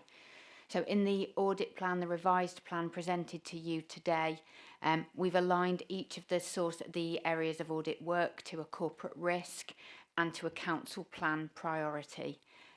It's more of a traditional plan for 25-26, and we've considered the proportion of our overall internal audit allocation that is dedicated to each internal audit area. And that provides valuable assurance that we're putting resources where it's needed most. Another item to note is that we've gone back to a rolling programme of core financial system audits. So this means that each of the core financial systems are audited with sufficient regularity to provide me with comfort and assurance that those foundations and building blocks are in place, and to give me an opportunity to address any weaknesses in a more timely way. So the audit plan shows the planned work across core financial systems, revenues and benefits, which is a huge piece of the council's activity and engagement with our customers and residents, governance, regulatory services, operational audits, follow-up audits. That's really important, where audit make a recommendation. How do you receive assurance that we're delivering the actions that we've agreed? And then the grant certifications, the BAU, the things that internal audit have to do for us. And then we've got an element of contingency and scope to be agile throughout the year. So throughout the year, a director or myself might identify an area that we want internal audit to be involved in, and that might not be aligned necessarily to a corporate risk. I'm satisfied that we've got sufficient coverage of corporate risks in the proposed plan, but it might be that we are implementing a new process, a new system, and we're looking to engage with internal audit at the start of that, rather than to get them in a year's time and highlight what we might have done better. So it's bringing them in on the ground. There's some additional element to work with counter fraud, which is really important, and often that highlights other opportunities for work. And as I say, then we've got that contingency to add things to the programme. But unlike in previous years where we've had a rolling audit programme, this is a more traditional framework approach that enables us and you as members of Audit and Governance Committee to hold us to account for delivery of that internal audit work throughout the year. And we've got Lucy from SWAP to provide some additional background if needed. Thank you. Great, thanks, Rachel. Lucy, I don't want to put you on the spot, but I have done. I don't know whether you got any thoughts, and perhaps we'll ask Kerry in a moment for her thoughts on this as well. Lucy. No, thank you, Chair. I couldn't have put it any better than how Rachel's explained it all to you. So, but I am happy to take any questions. Pete, are you questions or? Okay, not a question, but just a moral observation. Can I just say that I'm very this is a much a stronger plan, and I particularly like the golden threads that link through to the corporate strategy that I'll be briefing to this afternoon at Cabinet. So we've got the links to the risks. We've also then got the link to the council plan. So what you do is you see very much more what these internal audits are doing, and they're linking through, and it just shows that the council plan is fundamental to everything that we do through delivery plan, financial plans and risk. So thank you. Kerry? It feels a lot stronger, Rachel, as you say, and it pleases me because it has a priority and a strength to it. And if SWAP are able to be prioritised, it shows that all these strings are important part of the running of the council, rather than just an audit landing and doing something and it's interfering with people's daily work. It's an integrated part of the way we do things, and that is reassuring to me. It's more embedded. Yeah.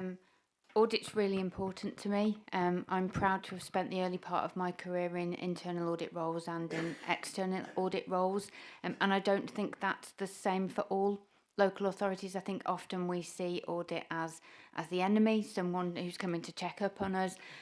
So I think there's real value in, yeah, you're right, officers become defensive.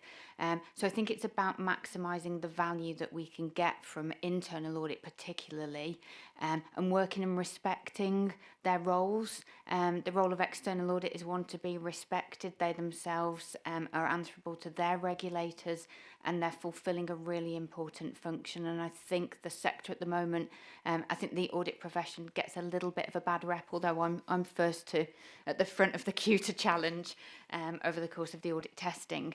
But I think it plays such an important role for me as 151 officer, for corporate leadership team, for you as members, but particularly Audit and Governance Committee are referred to those charged with governance. It's a really important role that you play on behalf of members, other members and residents. So I'm really pleased that we've got a strong plan to hold ourselves to account to. And this will culminate in the delivery of the Head of Internal Audit opinion, which feeds into the annual governance statement and your assessment of those overall internal controls and governance framework. Rachel, as part of CPD in a previous life, my team spent 3 months attached to internal audit so they could see the other side of the coin, and it helped them understand the role when they were the subject of internal audit. I think we do a lot of work as a finance team in highlighting what audit are looking for and their purpose. And I know we've worked with Grant Thornton on this as well. And I think Grant Thornton have launched an audit readiness programme. I'm not doing your own PR for you, but I saw that. And I think that's really valuable on both sides, making sure, that auditors are able to come into authorities and increase that awareness of what they're seeking. The audit assertions, we call them, they're testing for completeness, accuracy, valuation, all of those good things. We've done some internal training here. We've worked with Grant Thornton. I think it's internal audit is very much on the radar of corporate leadership team. All scopes will now be agreed by senior officers. Audit findings reports will be agreed by CLT before they come to Audit and Governance Committee. So it's elevated the prominence of internal audit as a function, and I think that will increase the value that it adds to the authority. Robert, did you have your hand up? Yes, I did. Yes, thank you. And then we can go to Mark. Yeah, just on a general point, when you've got a largely well-run organisation, then audit can be looked at in a wholly favourable manner, because they'll turn up the odd thing that's wrong and you can work on it and you don't feel bad about them. If you're in an organisation that's in a widespread mess, all it is criticism and problems that are raised. And I've had a couple of parishes that on the surface appeared to be well-run parish councils, but they got a new auditor who very politely and very kindly told them they were doing almost everything wrong. And they were shocked and hurt. And I had to talk to them afterwards and say, no, this is an opportunity to be even better than you've actually been, because you're all good people, you're trying to do a good job, but you know, you haven't done the administrative stuff right, and perhaps because you haven't been advised. So it's, if, as long as we can maintain this council as a generally well-run council, I think we'll always be able to welcome audit for the odd things that they help us straighten out. If we ever let it go to us, you know, to something that is not well run, then they will be much more painful to us, for sure. Thanks, Robert. Mark? Thank you, Chair. Does on the audit plan, I can't see anything explicitly for auditing of the new public realms contract. Does that come under management of service provision? I think Internal Audit have already carried out an initial piece of work in terms of the procurement of the new public realm contract, because that's the stage we've been in so far. As we move through into engaging with that new contractor and embedding it within our operations, I think it's something that at the right point in time, once we have experienced how the contract management works and service delivery, I think probably in the 26-27 internal audit plan, that would be the appropriate time. We've done the groundwork to test the way that the contracting and procurement has been set up. Let's wait for it to be embedded within the service, and then an internal audit exercise to confirm how well it's operating. Thank you, Mark. Okay, Aubrey. Thank you, Chair. In your programme of the internal audit, you have a total of 800 days work. Well, the council offices are open 240 days a year, probably. How do you reconcile the two figures? Okay, thank you. So the internal audit team that is serviced by SWAP, Southwest Audit Partnership, have a team of, I think, 4, correct me if I'm wrong, Lucy, 4 experienced auditors who deliver this programme of work, between them allocating the appropriate auditor to the nature of the work and the level of experience required. So that's across that audit team.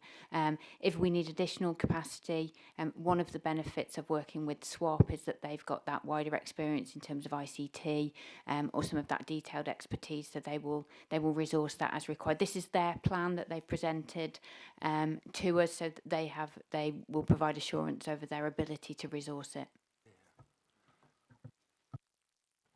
Thank you. So if they have four people working here, that's 200 days. So they'll virtually be working here nearly every day of the year, according to this programme. If they're doing 4 of them are doing a day's work, that's 200 days, 800 by 4.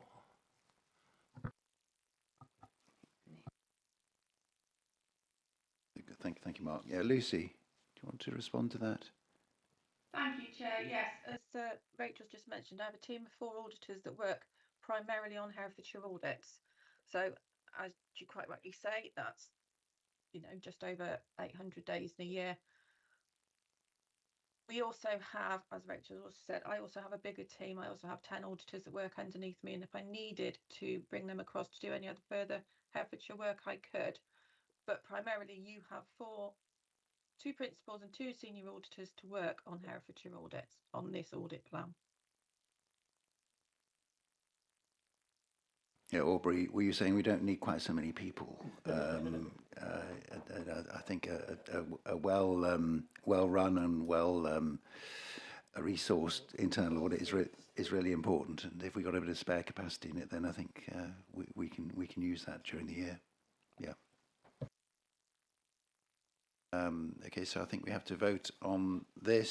So does the council approve the updated internal audit plan for 25-26? Show of hands, please. Thank you very much. And now the work programme. I tend to look at the shortened version, Jen, and I'm particularly interested to see that at the next meeting we will review risk management arrangements. I'm looking forward to that. I think it's at Cabinet this afternoon, Pete. So we're the next one on the stage to find out how it's going. We've also got internal audits and progress reports, which will be helpful. And we're also going to review the government statement, progress report. So that's nice to have that so early in the year, Rachel, having only just approved it, to see, halfway through the year how things are going. Good. Any other comments from anybody? Jen, any changes? No? Okay. So we note the work programme, and then we say the next meeting is Tuesday, 28th of October at 2 p.m. Thank you to those in attendance, particularly, I think it's been a good meeting. Thank you for all the councillors who've come. Thank you for all the officers, and thank you for the external support which we get. Grace, Neil, Lucy, thank you very much. And Donna. Donna's there, right? Good. Yes. Thank you. Thank you. I was trying to work out who that was. So thank you very much. We managed to go through the accounts and approve them and everything. So thank you very much. Could the live stream now be stopped? Thank you.